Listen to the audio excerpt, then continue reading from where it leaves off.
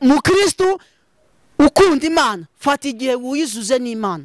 Ijambo ry'Imana yatubwira muri Yobu ngizuze nayo ngubona amahoro ngo niho ibyiza bizagira gute bizakuzaho ngo kandi ngusiye kure ngo gukiranirwa kure y'ubwo gwawe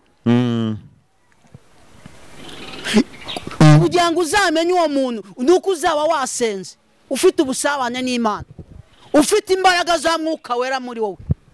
Ubwo rero abadafitanye ubusabane n'Imana vuye ngo baratumara rero baratumaramo baraduturira ahubwo baraturangiza. None ko ndeba n'ibirayi byahenze kandi bari mu kuyabambura biragenda bite bivuze ngo kurwumva nazigisha kwihana nagazigisha kuva mu nzira mbi mu ngeso mbi nakazigisha kubabarira ntago njongisho azagisisha ahubwo icyazakora iki agigisha za nyigisho zijyanye n'amarari yabo zibitangaza Imana yakujyanye Imana ikugire neza Imana ikuyizindeze Imana twagiye tubona abagore dukora ubukwe twatanze ituro wowe watanze ituro wowe kugira ngo ujye gukora ubukwe ntaye ndibaza ntabyo natanze watanze ituro kugira ngo ubone umwana nanjye nibyo nibaza nibyo ndi kubaza.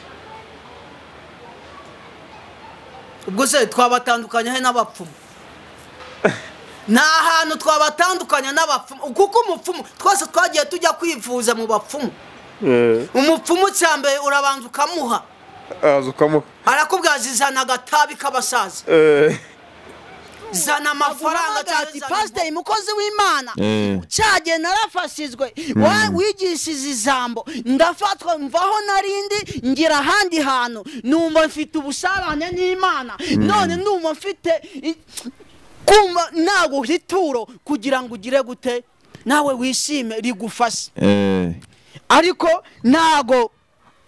nago wabwira umuntu ngo fata ituro ngo zanye ituro ngo Imana igukize ikibembe. None ko ari byo byeze muri iyi minsi ahantu hose nta kintu Imana izamukorera nimba na gitamba mpaye ntago Imana izamwubakira inzu reka reva neva ntago bibaho. Fata Imana uyijyanye mu bakristo ubigisha Imana y'ukuri ya Isaka na Yakobo ubigisha Imana icyo yanga icyaha ubigisha Imana guhindukira niba mara kwemera.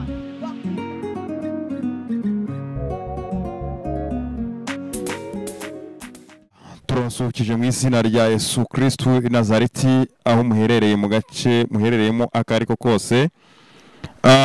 Iyi ngiyi rero ni Nzaramya TV 250 nk'uko musanzwe muyikurikirana ku mbuga nkoranyambaga zitandukanye.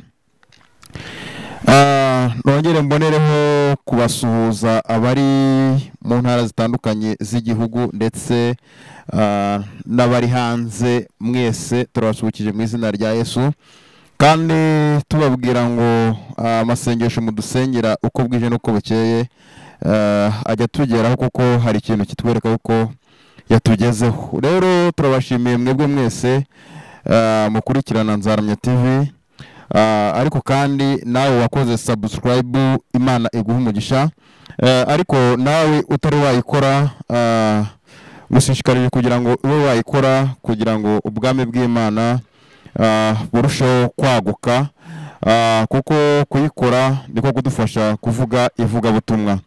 Rero uyu munsi twageze umugisha ntabwo twaduheretse gukoresha uyu muyoboro w'ivuga butumwa ntabwo twadukunze kurikoresha bivuze ngo uyu munsi rero twabonye umukozi w'Imana turaganira kuri byinshi kandi nawe arabibwira mu buryo burambuye. Rero twamwakiye kuri kamera ya Nzaramya TV 250 tudatinze rero ngo cyatse twizimbe mu magambo turamwakiriye nawe n'umugabo ari bwivugire Imana ibahumugisha. Ariko umukozi w'Imana byose urabikora no gusenga urabikora nta kibazo kuko turabizi neza ko abakozi b'Imana bafite ukuntu bivuga. Imana iguha umugisha. Urakoze mwene data Nzaramya dushimiye Imana ko uduhaye ikaze kuri iyi channel yawe. Nshimye Imana kandi ko yandinze nkaba ngeze iwawe amahoro. Nanjye nitwa Matata Christophe, ndi umugabo, mfite umugore n'abana babiri, ntugigwamagana, sengera muri Methodist, umukozi w'Imana, ndi evangelist cyangwa umuvugabutumwa. Ndumva ibindi turabiganiraho bihagize, reka tubanze dushime Imana, dusenge, n'abankurikiye n'abazadukurikira. N'ubwa mbere nyuze ku macano, ubuhamya bwanjye bamwe barabibonye ku macano atandukanye, ariko uyu munsi nifuzize ko nza hano kuri iyi channel noho nze kuganiraho namwe. Kadusenga Imana. Imana nziza, Imana y'imbaraga, Imana y'icubahiro, Imana data wa twese, Imana y'imbabazi, tugushimiye ko waturinze, ukaturinda hirya no hino, ukaturinda data wa twese, ukaturinda imigambi ya Satani n'abadayimoni, ukaturinde intambwe zacu, ibirenge byacu, ukaturinda gusitara. Nyemera aya masaha warinze umugaragu wawe munzaramya, uramurinda, umurinde ya famiye, Uwiteka uhabwa icubahiro. Mwereke Imana data wa twese ikiganiro tugiye gukorera hangaha, reka uduhe umugisha kandi twagurimba nkuko azagura besi, udusukaho amavuta yavuye mu gihugu cyo mu ijuru, amaraso ya Yesu kuri tatugote, uturinde imigambi ya Satani kirogoya, turinde imbaraga z'umwijima. Mwereke abazumva iki kiganiro, Mana data wa twese, Mana bazafaswe kandi data wa twese, Mana y'imbabazi, urukundo rwawe ruzabagereho. Nyemerera tubisende twizeye mu izina rya data wa twese n'umwana n'umwuka wera, amen. Matata arakoze, mukozi w'Imana. Rero mukozi w'Imana, twishimiye kwakira kuri kamera za Nzaramya TV, kandi twongere kubwira n'abantu badukurikiye, harimo abantu bashobora kuba bababaye, ariko nagira ngo mbabwire ngo uyu munsi ushobora kubabara, ejo ukaba wakwishima, kuko uko bwije n'uko bukeye ubuzima buhora busimburana. Ejo ushobora kubona umuntu agenda n'ivatiri, ejo ukabona arimo kugenda n'ibirenge, ibyo byose bijya bibaho. Cyangwa se ukabona umuntu arimo kugenda n'ibirenge, ejo ukabona arimo kugenda n'imodoka. Ibyo byose ku Mana birashoboka. Rero ndashaka kubwira ngo wowe wari wihebye, wowe wabuze ibyiringiro, ndagira ngo nkubwire ngo ku Mana byose birashoboka kandi ntiwihebe. Tuzi neza abantu bagiye batabarwa, nawe rero uzatabarwa muri abo bagiye gutabarwa. Imana iguhe umugisha, mukozi w'Imana. Rero turagwishimiye. Hari ibintu rero muri iyi minsi bimaze iminsi bicicikana, by'amaturo cyangwa se ibintu by'ibitambo muri iyi minsi bisigaye biriho. Rero nagiye mbibona kenshi, numva yuko byibura nazagira igihe nkabona umukozi w'Imana tukaba twabiganiraho,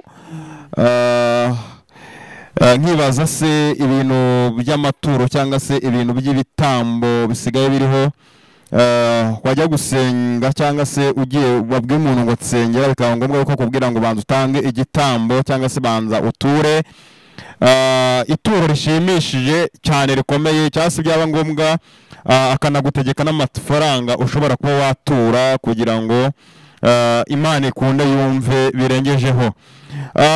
Bimaze iminsi bicicikana. Hari uwo bitwa Bishop Biyongwe, usibye n'uwo hari n'abandi benshi batari bamenyekana, usibye uwo nguwo niwe nabashije kubona inzego z'umutekano zabashije gufata zikaba zaramushyize mu maboko y'umutekano cyangwa se mu maboko ya RIB.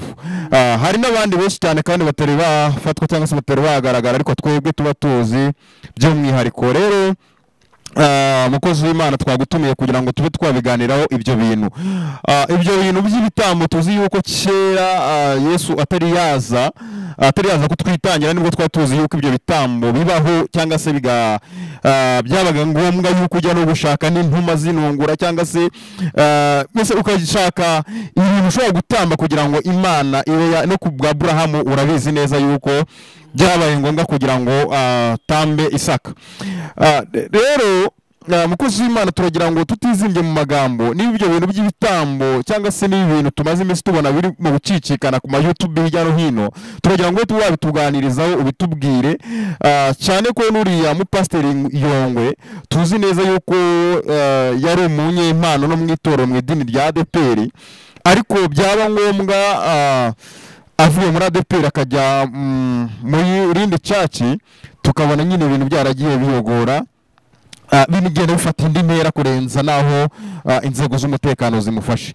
Rero karibu we wadusobanurira kuri ibyo bintu tuguhaye ikaze. Murakoze. Ba bintu je umukozi w'Imana narabyumvise nkurikirana cyane ziwe cyane harimo na Ezekiel harimo Pastor Claude n'abitwa bazista ngiye mbakurikirana cyane ariko ngiye abakristo bankurikiye n'abazankurikira n'abazumva iki kiganiro mbere na mbere bandufate Yesu muzima umushe muri wowe fata Yesu muzima umushe muri wowe kandi Imana ni umuntu ku giti cye ni umuntu ku giti cye nta muntu ushobora gufata Imana ye ngayiguhe ntabwo bisoboka kuko iyo dusomye muri Yohana igice cya 11 hatubwiye amakuru ya Lazaro. Lazaro yavukanaga n'abamama babiri umwe yitwaga Maria undi yitwa Marita. Lazaro bari imfubyi ariko Lazaro akunda kugira gute guhinga yarahingaga ibyo yezeze akabifata akabisira nde akabituramo amaturo urumva akabisira kwa Yesu aho bateraniraga. Yesu aramukunda cyane kugeza aho yagiye akajya kumusura ajya kumusura amaze kumusura nibwo bafashe Maria yafashe amavuta meza cyane y'agati kitwa narada arangize ngagasuka ku birenge bya Yesu ngafata umusatsi we ngayihanaguza. Abantu bese abayuda birabababaza cyane mbere na mbere fata Yesu muzima umushe muri wowe umushe mu mutima wawe. Ibyo bitambo baba bashaka aya mafaranga bashaka ntago yakugeza ku Mana ntago yagugeza ku Mana. Ikintu nshaka kukubwira ugasobanukirwa cyane nuko abapasiteri twebwe tugomba kujya abavuga butumwa igisha umuntu Imana.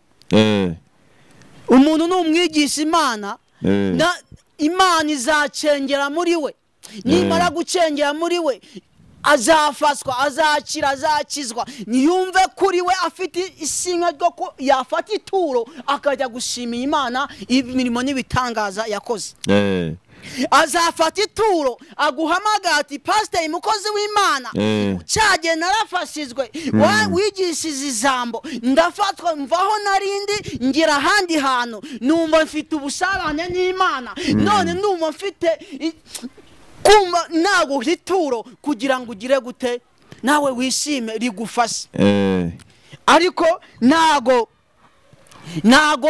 wabwira umuntu ngo fata ituro ngo zanye ituro ngo Imana igukize ikibembe. None ko ari byo byeze muri iyi minsi ahantu hose mu macaci cyangwa se mu nsengero zigiye zitandukanye ko ari byo bisigaye byeze. Umupasiteri akaba yakubwira ngo turi turo ringana n'aya ngaya kugira ngo ube wabona umugabo cyangwa se akakubwira ngo turi turo ringana na cyangwa se 600 cyangwa se miliyoni kugira ngo ube wabona inzu ushaka kuko niho niby'ubungubu byeze ahantu henshi cyane. None ibyo bintu ko kugira ngo ube byavaho cyangwa se bizagenda bito ko ahantu henshi ari byo bisigaye birimo gukora. Oya nukubesha no gushaka impiya nukwigwisha imitungo n'ubwesikoro nukubesha nukugira ngo abantu mbese nta kandi kazi bafite kuko byanze bikunze nimba Imana yakugeneye umugisha wowe icyambere n'umutima wawe gukiranuka gukata no kukanini nugufata Imana ukayishyira muri wowe. Urabyumva neza igisha umuntu numara kumwigisha umuntu ijambo ry'Imana kanaka natura mpaye nta kintu Imana izamukorera. Nimba nta gitamba mpaye ntago Imana izamwubakira inzu. Reka reva neva ntago bibaho. Fata Imana uyijyanye mu bakristo, ubigisha Imana y'ukuri ya Isaka na Yakobo, ubigisha Imana icyo yanga icyaha, ubigisha Imana guhindukira. Nibamara kwemera bakumva umutima wabo umenetse uswanjaguye n'ijambo ry'Imana, umugisha Imana izawugusukaho. Abantu bazikorera ibyo bishimbo, abantu bazikorera ayo mafaranga ushaka, abantu bazaguhamagara kuri telefone mvuga ati numvise ko waramfashije, ijambo ryangezeho, ijambo ryarambatuye, navuye aho narindi nayi mu byaha, nayi mwishayo y'ibyaha, ariko wamvanyeyo, ijambo ryamvanyeyo, nkuhaye ituro. None se reka banze nkubase, bose bari abakozi b'Imana bene abo ngabo baba basenga Imana dusenga, cyangwa se mu yandi magambo baba bavangiwe, cyangwa se hari izindi Imana bakoresha. Kandi kuko iyo ugiye kureba niyo bari kuvanga umutanga ayo maturo usanga n'abantu babyishimiye, abakristo abayoboke babo usanga babyishimiye bakanayatanga, yewe barayatanga. Rero nkibaza ni Imana baba bari mu basenga cyangwa se bafite izindi Imana zisenga, cyangwa se mu yandi magambo baba bavangiwe. Mukozi w'Imana turashaka kugira ngo dusobanure, cyangwa se wasobanure n'abantu bakurikiye Nzaramya TV kugira ngo bave mu rujijo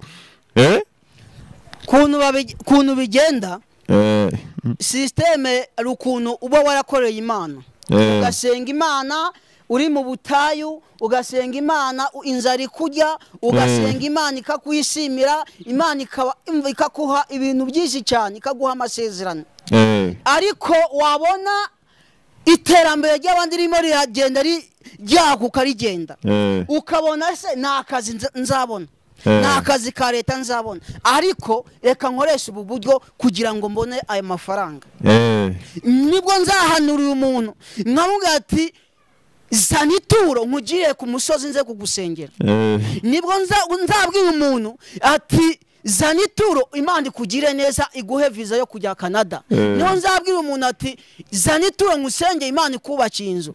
Niho nzabwira umuntu zana ituro nkusenge Imana ikuvanye icyasha cya banki yayigiye kugutesha cya munara. Niho nzabwira umuntu, nzabwira umukobwa wifitiye ibibazo by'imisi y'ubuzima arimo cyangwa yo kutabona umugabo, avuga ati zana ituro nkusenge, zana amafaranga ya naya nkusenge uzabona umugabo. Ntago Imana ntago kwebwe dusengera abantu ari uko bazanye ituro. Ntago Imana ikora imirimo, ntago ikora ibitangaza ku muntu ari uko umuntu bazanye ibiguzi. Eka Imana nta kintu wabona ibintu wagura Imana, ahubwo ubusambo bwacu n'inda nini tufite nituma dukora iby'Imana idashaka. Kuko ugiye kureba ahantu henshi ngiye nagiye nsengera, nkanjye haraho nagiye gusenga barambwira ngo ntange amafaranga, ntange ituro nyine ry'igitambo nyine, kuko nari ndwaye. Pfukama ku giceri cy'ijana kuko aricyo nari mfite. Wanze mu bakozi b'Imana barambwira ngo kuko mfite ijana ngo ntago ari ituro ribyibushye, ngo ntago bari bunsengere. Ubwo nyine narasohotse, kandi harero ubona mama bakomeye bafite amafaranga barayatanze. Rero mu yandi magambo ikintu cyakuvuga bo abantu abayoboke babo barayatanga.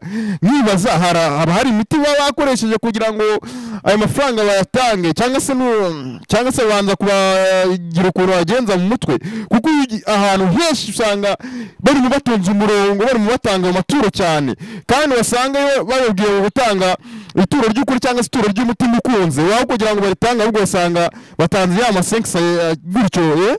Ariko yaba ari amafaranga nk'ayo ngayo bakayatanga. Nibaza haba hari izindi mbaraga bakoresheje kugira ngo batange aya maturo, kuko ahandi byanze mvuga ngo gukorera Imana bisanzwe biba byananiranye. Nicyo kintu ndashaka kugira ngo nsobanure aho ngaho. Urabona, iyo ushaka ko umwana agukorera cyangwa umwana umuhendahenda kugira ngo aryame cyangwa agire imirimo agufasha, ayo utuntu ugomba kumuryoshya rwose kugira ngo uwo mwana akore icyo kintu. Natwe mu bakozi b'Imana hari inyigisho tubanda tukagira gute tukigisha z'ibitangaza tugakubitamo umunyu n'urusenge byamara kuryoha abantu bakacengera mu matwi bakafata bwa bucene n'ibibazo bifitiye bavanye mu rugo iwabo bakumva iryo jambo ry'Imana pasiteri yamaze kwigisha bakagira gute bakavuga ati Imana yadukoye igitangaza nyamara iyo ugiye kureba n'abo bantu bicaho ngaho baba bafite agahinda kesi mu mutima n'ayo mafaranga arimo n'abatanga n'icyo gihumbi bajya mu rugo bakaburara arimo abatanga n'ibyo bihumbi 10 bagera mu rugo bakabasohora mu mazu arimo n'abatanga ayo mafaranga bakabura amafaranga bageze mu rugo we kurihira abana minervaye niyo mpamvu za nyigisho zacu tugenda tukakubitamo umunyu n'urusenge tukaryoshya abantu bakajya mu mwuka abantu bagafatwa ati bitangaza birabaye bitangaza biraguye ningera mu rugo ubuzima burahindutse icyo ngicyo abantu cyita kibasitura nyamara iyo bamaze ibyumweru 2 bicuza icyo batangiye ayo mafaranga ese ari igihe njya nibaza bene nk'abo bantu kuko iyo bo baranga ikintu kibaranga ni inyigisho ntabwo yakubwira ngo ikintu akubwira no kubonye visa ikintu akubwira no kubonye umugabo ikintu akubwira no kubonye imodoka ikintu akubwira mbese we inyigisho zabo ni inyigisho z'ibitangaza ntabwo ashobora kubwira ngo bimeze gute ahubwo n'igihe akubwira ngo tanga amafaranga ngo babe barapfuye ngo birarangiye ntabwo bakumva kuko baba bagiye gupfa nta kintu cyakubuza kuyatanga ni uko abantu nk'abo ngabo bafite izo nyigisho nibo usanga bafite icyo kibazo cyo kuba bakwaka abantu amaturo y'ibitambo kandi ngenzi neza ko ibitambo sinzi ntabwo watubanuriye neza ibitambo uko nari mbizi kera ese n'ibyo bitambo uyu munsi wa none biracyakoreshwa ese ibyo bitambo baka Yesu Kristo niwe wabibatumye ko bavuga ngo Yesu Kristo nibivuze nibyo nibaza kandi ngiye nkaba nari nzi yuko ibyo bitambo kera byatambwaga Yesu Kristo atari yaza Yesu akaba yaratubera igitambo cy'iteka ryose nkibaza rero ibyo bitambo n'uyu munsi biracyakoreshwa nagira ngo Matata mukozi w'Imana nagira ngo usobanurire abantu bakurikiye Nzaramyatv ko hari abantu benshi bari mu bihugu bitandukanye ndetse na hano mu gihugu cy'u Rwanda kandi bakudukurikirana umunsi ku munsi ndagira ngo ube wadusobanurira byimbitse ibyo bitambo biracyakoreshwa iyo utanze amafaranga menshi nibwo Imana yakira ituro cyangwa se n'amake y'Imana irayemera turagira ngo tubwire aho hantu murakoze ibitambo byahozeho kera igihe cya Aburahamu igihe cya Mose ariko Yesu aze ibitambo byavuyeho nago mbuziza abantu gutura n'itegeko ry'Imana ariko nago ibitambo nago umuntu azakubwira ati ni igitambo cy'amafaranga runaka gutegeka ngo Imana igukize iki n'iki ntago Imana ikorera mu mafaranga nta nubwo Imana ikorera mu mafaranga menshi kuko iyo dusomye Bibiliya tubwira umukene watuye igiceri makeya cyane abandi bagatura menshi Yesu avuga ati uyu nguyu ni ubaruta mu byo mwakoze byose mu mafaranga mwatuye ntago rero bivuga ngo nimba ibitambo byavuyeho nta n'ibitambo bikibaho ubundi ibitambo ni iki igitambo ugomba kumenya ni umutima wawe ni umutima utarimo icyaha ni umutima Imana yishimira ni umutima ufite Yesu ni umutima ufite inzira ijya i Siyoni ni umutima Imana ireba ukavuga ati koko yabwiye Dawudi ngo mbonye umuntu ufite umutima nk'uwo nishimira yego nicyo gitambo Imana ishaka muri iki gihe ntago rero ntago bivuga ngo nimba utatuye amafaranga menshi ntago Imana ikureba neza nimba watuye amafaranga make ntago Imana ikwishimira neva barabesha ni hobyo ahubwo abantu bave mu ruzizo abantu bamenye ko amafaranga yose utuye ufite umutima ufite Imana muri wowe Imana irakwishimira wowe waba ufite ijana ukaritura nta kibazo nta kibazo ni nka kwa kundi bundi se kamwereke utanze ayo mafaranga menshi cyane ufite ibyaha Imana yanakubona ikakubonamo urunuka niki waba ukoze n'umugisha n'umuvumo waba ukora niki ariko ufashe amafaranga menshi arimo Imana wibwiriza ukavuga ati kanaka ngiye kuguha ituro ngiye kuguha amafaranga ndumva nshaka kukuboneraho umugisha ariko atari za nyigisho atari kwigisha ngo guhate ngo zana amafaranga ubone visa zana amafaranga wubaka inzu zana amafaranga abana babone minerva never ntago bibaho kuko mukozi w'Imana ikintu nari mbivugiye hari akantu nigeze kubona karimo gucishikana ku mbuga nkoranyambaga umuntu w'umukozi w'Imana arimo guhamagara undi ambwatumva ati dore ufite ibingibi ufite ibibazo ibi nibi tanga 600 ati kandi aho ubishaka hose ati wabyiba ati wabikuwagurisha inka wagurisha icyo ugurisha cyose ugomba gushaka ituro ry'600 ukarizana nkagusengera ibyo bibazo bigahunga bikavaho nibaza se umbene uwo muntu iyo bayamuhaye kuko arasenga bikagenda cyangwa se n'ukubeshya nagasenga ngo bigende ahubwo ikinakora itakuraho na telefone akuraho telefone namuhamagara telefone ukayibura mbere abantu subwo ko ruba warenze n'ibisambo nabazura babakozi b'Imana bitiriswa izina ry'Imana nta muntu ubundi umuntu ajya kugusengera gute umuntu yikorera umutwaro wawe kandi wiwe abafite mu kimbabazi uwo muntu ukubwiye ngo nje kukurira kanyarira nje kugusengera wasanga mu rugo iwiwe rucinga batatu atajya yaraswanye n'umugore yari afite ibibazo byinshi we kutatabana ngo yisengeye hanyuma none ibyo bintu tuzabikizwa n'iki ikintu nshaka kuvuga muri iki gihe umuntu wese abimenye nuko ugomba kumenya Imana yawe ukamenya icyo Imana ishaka ukamenya icyo Imana ikunda muri wowe mu mutima wawe ugafata Yesu muzima akagira gute akaba ari ukuyobora kuko Imana ibera hose icyarimwe samba kimatubwe ngo umwenda wari ucingiza hera watabucemo kabiri kandi kimbabazi abo bantu bagenda bajyana ayo mafaranga n'Imana ibareba ntago ibishimira usanga ari ba bantu babivangavanga usanga ari ba bantu batera imbuto usanga ari ba bantu bakora ibyaha nkana bakabikora kabati n'ubundi aho dusengera pastor wayonge ningenda ngatanga amafaranga ya ntaya nta kibazo ntago zigisha kwihana ntago zigisha kuva mu nzira mbi mu ngeso mbi ntago zigisha kubabarira ntago njongishisho azagishisha ahubwo icyazakora iki agigisha za nyigisho zijyanye n'amarari yabo zibitangaza Imana yakujyanye Imana ikugire neza Imana ikuyizindeze Imana irashaka ko tubwiza abantu kuri bagafata Imana bakayishyira muri bo bamara kukizwa yigisha abantu gukiranuka gukato no kukanini yigisha abantu ubutumwa bwiza bwa Yesu Kristo bave mu byaha nibava mu byaha umwuka wera amaze kubageza amaturo azamanuka amaturo uzayabona ucyacu muzakibona umva kubera bazaba bafite Imana muri bo none mwibaza rega ngo ubu babwira abantu bakurikiye Nzamya TV mbene aba bantu ikintu bazaza babagenzuriraho kugira ngo batazagwa muri uwo mutego kandi wari wageze ahangaha kuri kamera za Nzamya TV nagira ngo uwo babwira cyangwa se baburira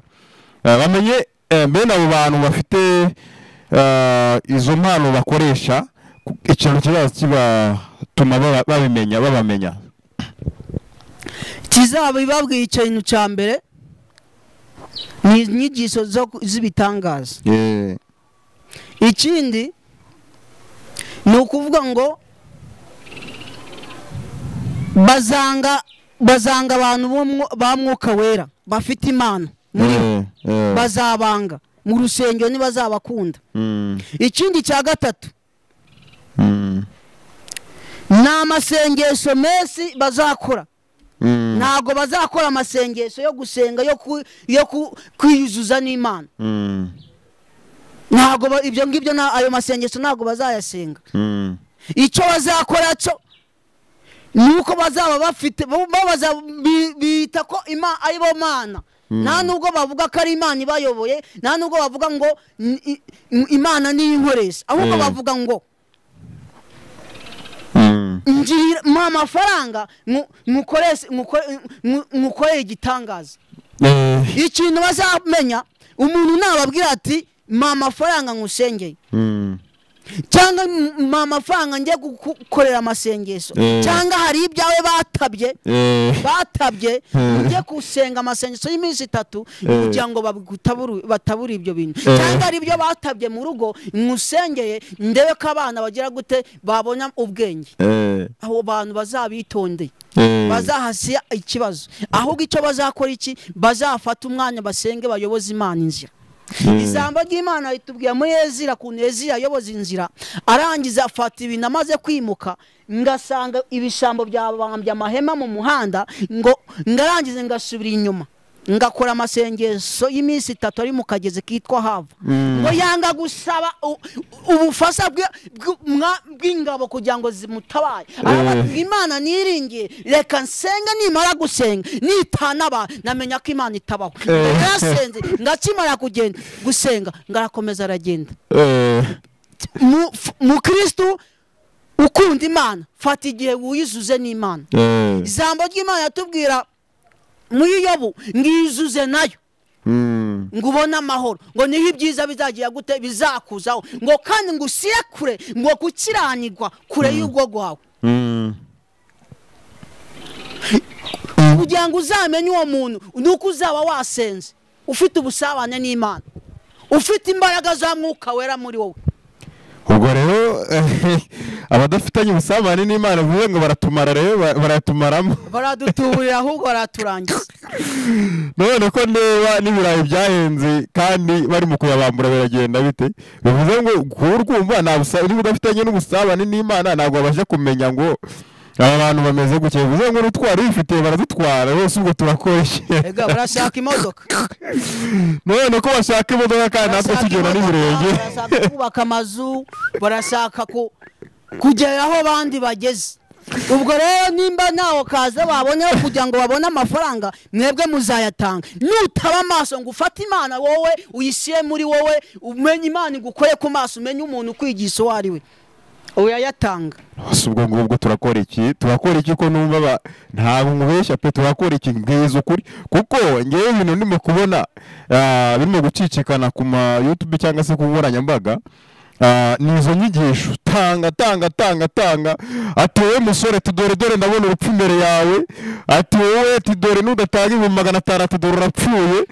Kandi koko nawe ibase, nawe wakubwira ngo giye gupfa wagenda ugatanga ibyawe byose, ariko kugira ngo bivuze ngo rero sinzi ikintu uvuze ni kimwe, ngo nidushaka Imana cyangwa se tugafata iminsi cyangwa se tugashaka Imana, turasha kumenya abo bantu.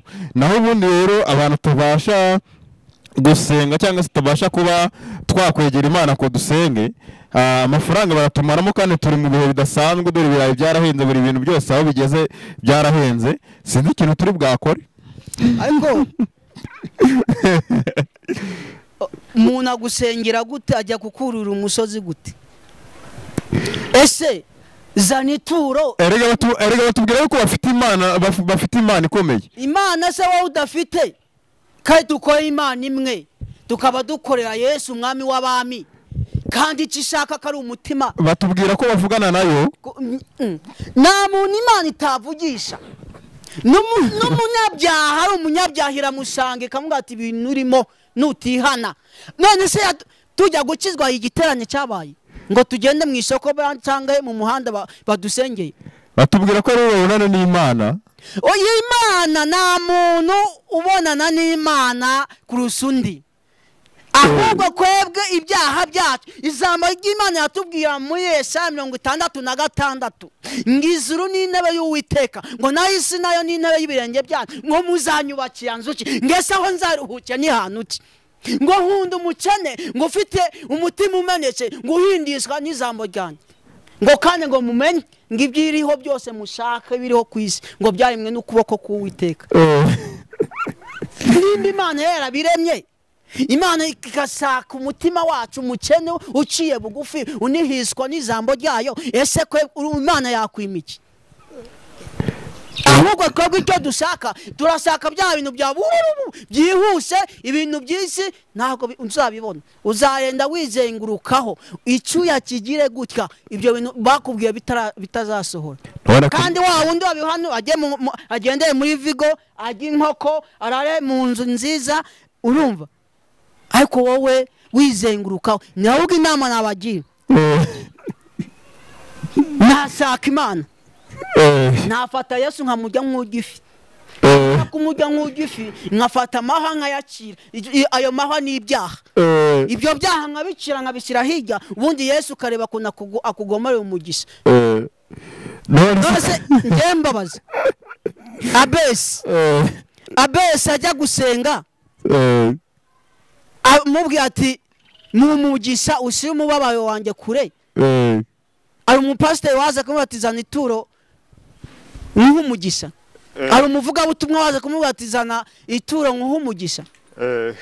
Abesi yatakambiye Imana ati mu mugisha ushyire umubabaro wanjye kure.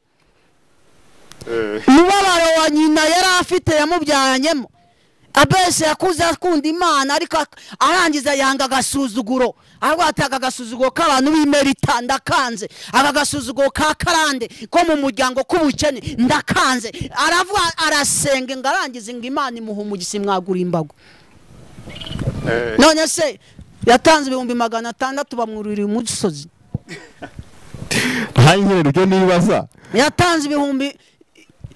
yatanze inzu, muvuga butumwa yubaka inzu, ingwa yari afite arakira. Rero ntabwo namasha kumenya ngo ninde ubyibura watanze amafaranga, byibura yabasha kubona nk'ibyo bamubwiye azabona. Ntage ibincanga rwose umukozi w'Imana.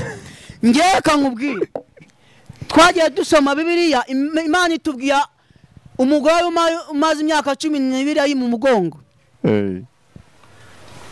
Yaraze kwa kwizera ko yababazwe abo batubuzi, bari baramubabaze, abamusengeraga bamutuburira, abapfumu bamutuburiraga, ayangize ngo yumva inkuru y'umugabo. Turagira ngo ukomeze dusobanurire neza byimbitse, nkubaze nk'ubu ngubu, hari n'ibindi bisigaye byeze,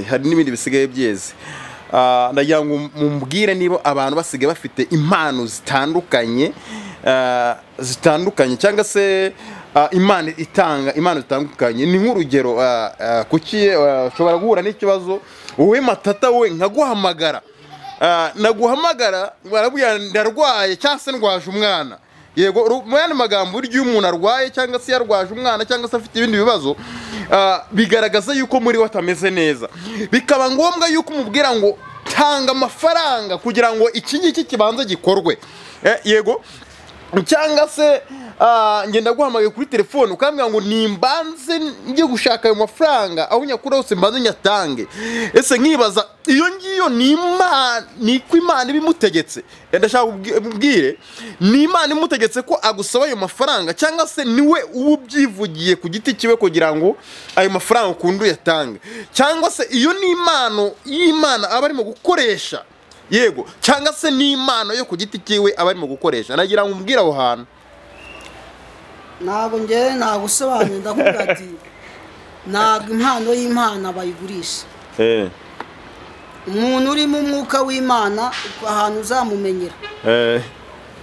So no kumuhamagara yahagera iwawe akagusengera, amagugusengera wanamuhita icyakayanga. Ntabwo umukozi w'Imana uhamagara ngo horeza ngo amafaranga ya naya ngo nje kugusengera. Ntabwo Imana ari ukwikora, ntabwo Imana ikora, navuze ati Imana ntabwo ikora watanze amafaranga. Ntabwo Imana ikora ari uko kanaka yapfuye. Ntabwo Imana yacu ikora ari uko nagurishije inzu nakuzaniye amaturo.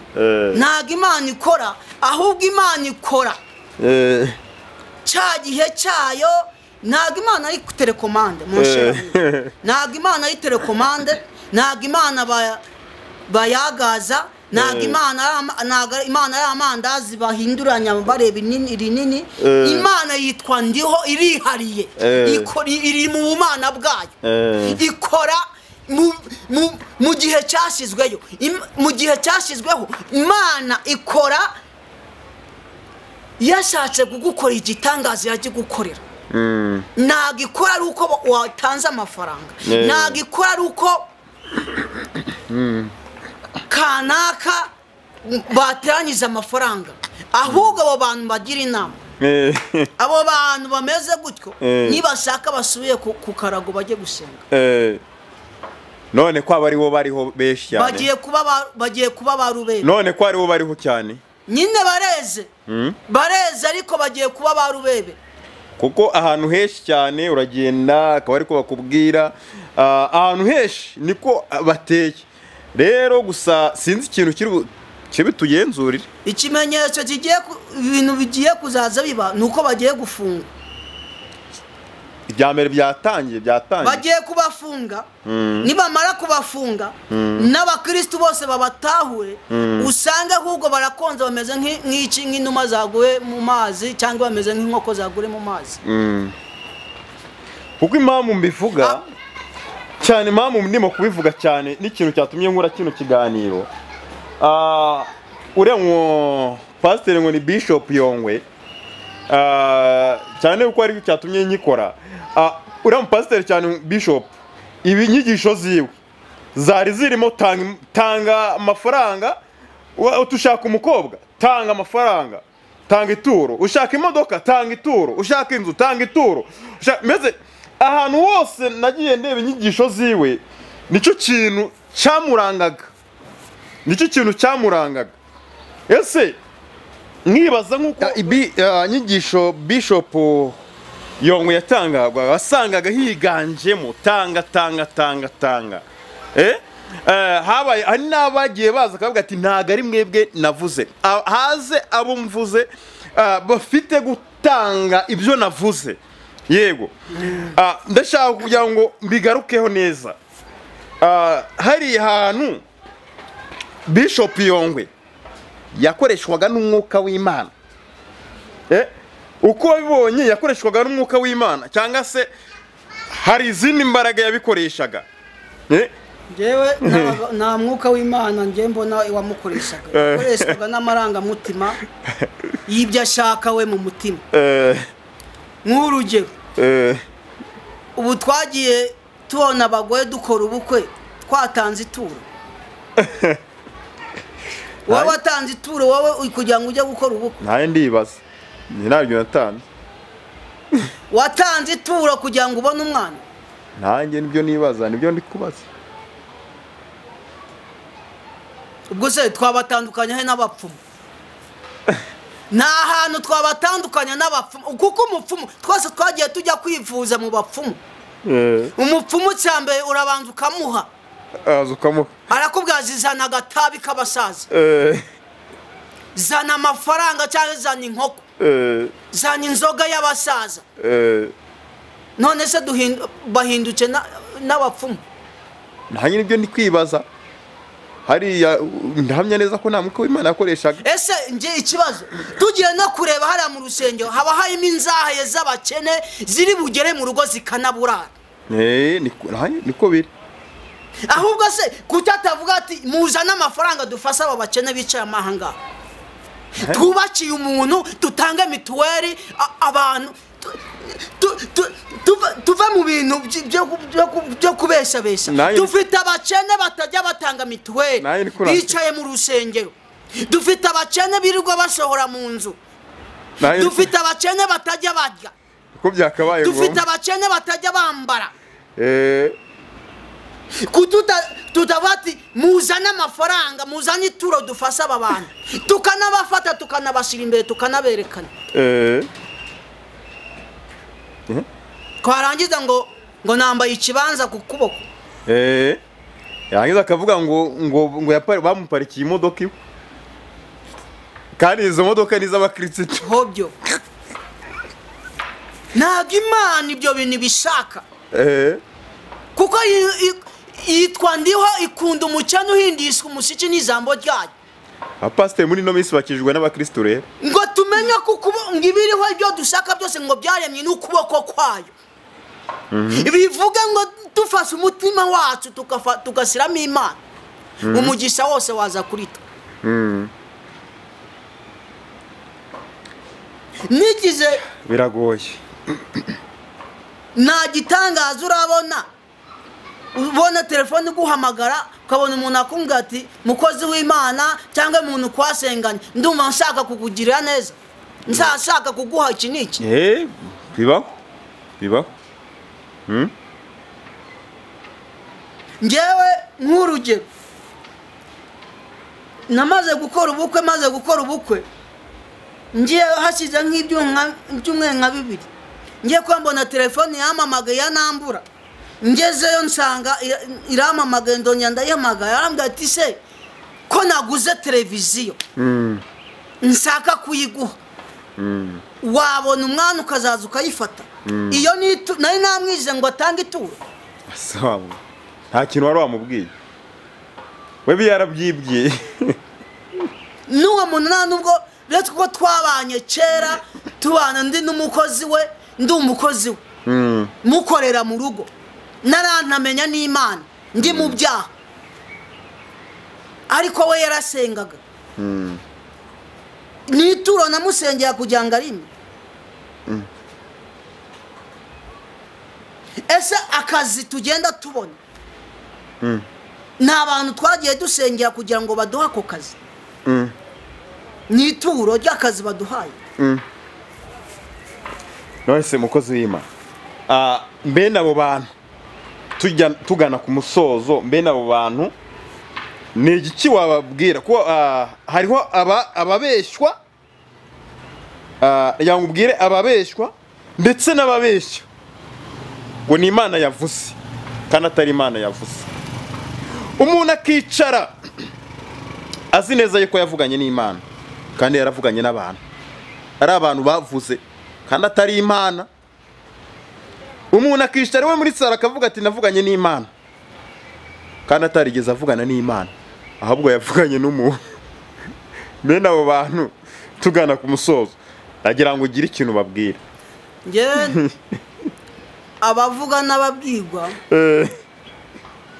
abavuga icyambere abo bakozi b'Imana bavuga butumwa ndabasaba gusubira ku gicaniro